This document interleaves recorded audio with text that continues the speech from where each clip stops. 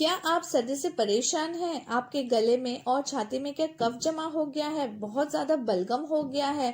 तो फ्रेंड्स, ये नुस्खा मैं आपके लिए लाई हूँ जो आपके बलगम को जड़ से निकालेगा।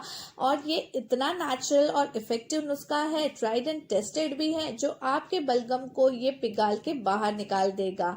ये 100% नेचुरल है और आपके किचन में ही ये अवेलेबल है। इसके साथ ही ये फास्ट और क्विक रेमेडी भी है जो आप इजीली फॉलो कर सकते हैं। बच्चों से लेकर बूढ़ों तक कोई भी ये रेमेडी ट्राई कर सकता है और ये रेमेडी अस्थमा वाले पेशेंट्स भी ट्राई कर सकते हैं। ये उनके लिए भी बहुत ही उपयोगी है। तो चलिए देर नहीं करते हैं, वीडियो स्टार्ट करते हैं।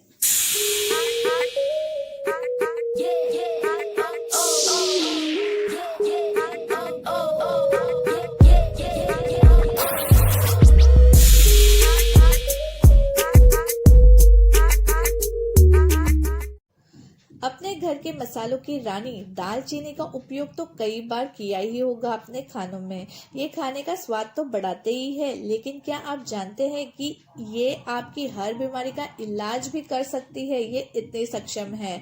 और जब दालचीनी के साथ अगर आप शहद मिला दें तो फिर क्या कहना, ये सोने पे सुहागा वाली बात हो जाती है। तो फ्रेंड्स, हमें यहाँ लेना है दालचीनी का टुकड़ा और ये लकड़ी ही लेनी है हमें।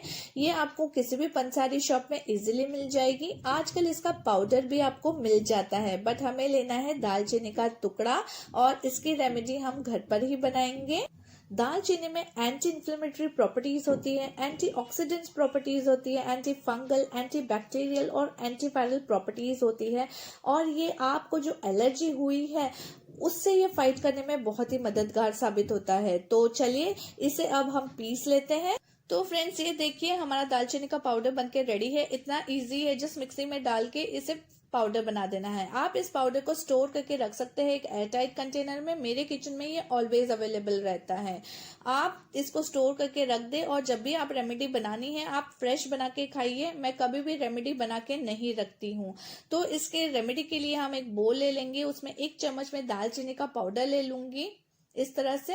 और इसमें अब हम 2 इंग्रेडिएंट और ऐड करेंगे। वो है पहला शहद। शहद को हम डालेंगे और अच्छी क्वालिटी का शहद ही आप ले लें। और इस तरह से आप शहद 2 चम्मच डाल दीजिए और इसे अच्छी तरह से आप मिक्स कर दीजिए ताकि एक पेस्ट के फॉर्म में ये आ जाए। ये देखिए, आप अच्छी तरह से इसे मिक्स कर लीजिए। और ये जब आपको खाना है आप तभी ही प्रिपेयर कीजिए, इसे पहले प्रिपेयर करके मत रखिएगा। और इसमें एक और इंग्रेडिएंट अब मैं डालने वाली हूँ, वो है सेंधा नमक। हाँ फ्रेंड्स, जो हम उपवास में खाते हैं वो वाला नमक इसमें डालूंगी। आप काला नमक भी डाल सकते हैं। तो सेंधा नमक आप डाल के 2 चुटकी भर ही डालना है और इसे अच्छी तरह से मिक्स करना है आपको।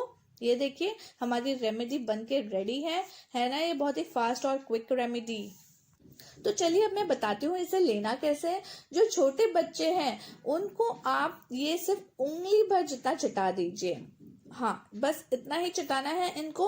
हमें इसे इनको 2 बार देना है, सुबह और शाम को। और जो बड़े हैं उनको ये पूरा जितना मैंने अभी बताया है 1 चम्मच भर के रेमेडी, ये पूरा एक टाइम उनको लेना है और दूसरे टाइम के लिए उनको फिर से ये रेमेडी बना के फिर उनको लेना है। तो इसे लेना कब है? इसे हमें सुबह नाश्ते के बाद और रात को सोने से पहले लेना है फ्रेंड्स। सुबह नाश्ते के बाद और रात को सोने से पहले। इसे लेने के बाद आपको आधे पौने घंटे तक कुछ नहीं खाना है। अगर छोटे बच्चे हैं तो आप उनको गर्म पानी दे सकते हैं, हल्का गुनगुना 2 घूंट गर्म पानी आप उनको दे दीजिए और इससे आपका कफ पिघलने लगेगा। ये मैजिकल रेमेडी बनके रेडी है, वो भी इतनी आसान और फटाफट और कम खर्च में ये आपकी रेमेडी बनके रेडी है। और एक फ्रेंड्स, आपको 1-2 बात का ध्यान देना है। पहली बात यह है कि जब आप खांसेंगे आपको कफ आएगी तो उसे निगलना नहीं है, उसे बाहर निकाल देना है। और दूसरी बात, आपको जो ठंडी तासीर वाली चीजें हैं जैसे आइसक्रीम है, राइस है, इनको आपको अवॉइड करना है, स्पेशली रात को। इससे आपको एक ही दिन में फर्क पता चलेगा। आप मुझे कमेंट करके जरूर बताइएगा। और फ्रेंड्स, आप आगे कैसे वीडियो देखना चाहते हैं मेरे चैनल पे, इसका मुझे कमेंट करके जरूर बताएं। लाइक भी कीजिए, शेयर भी कीजिए, सब्सक्राइब भी कीजिए बेल के साथ मेरे ब्यूटी एंड ब्रेन्स चैनल को। Till then take care, bye bye.